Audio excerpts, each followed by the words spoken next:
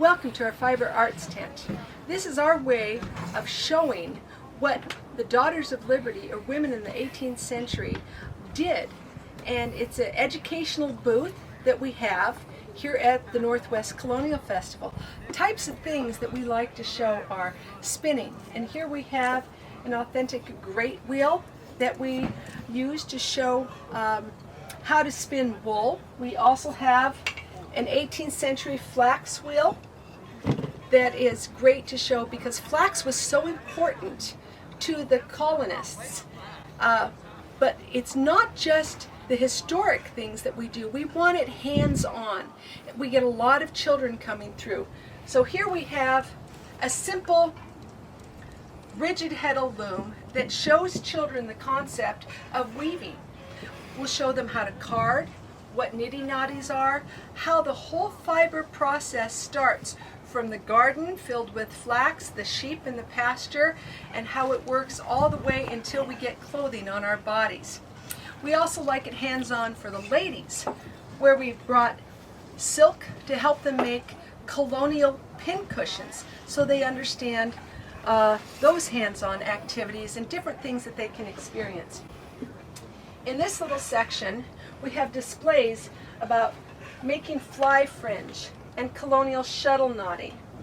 And because that was a common thing that the ladies would use, and then examples of how they might utilize the knots or the fly fringe that they make. From there, we move on to bobbin lace and the effect that bobbin lace had on the economy of Ipswich, Massachusetts, and how much lace was valued, with lots of samples of lace made and demonstrations on how to make this lace. It's kind of a lost art, and we like to resurrect these things so people can understand what they did. We also have weaving tape, and here is a colonial box loom that we have that was warped so people could try weaving on a box loom. The kids love this because it's a whole different idea of weaving, and most of the kids didn't even know what weaving was. And then we show examples of the tape and tell them what it was used for in the colonies. From here, we have examples of natural dyes, and here are just samples of wool. Each one is tagged with what it's dyed with, whether it's black bean blue, indigo blue, or we have, of course, the fun avocado pink. So many different things that challenge the kids. And then, of course, there's the drop spindle that they can try. Has a little more different aspect to spinning.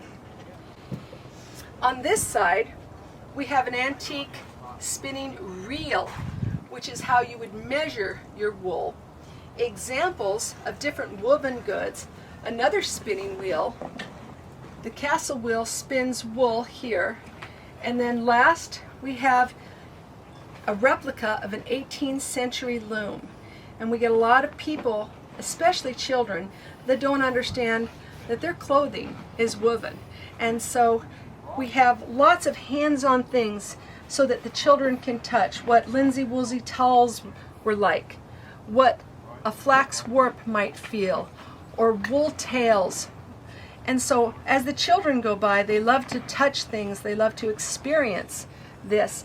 And it's really fun to see everybody's faces that come through and say, my great-grandmother did that, my grandmother did that. This is wonderful that it's kept, it preserved, and we're still spreading the knowledge. And it's an honor. Jane and I have had so much fun, and we're very glad that we've had this opportunity.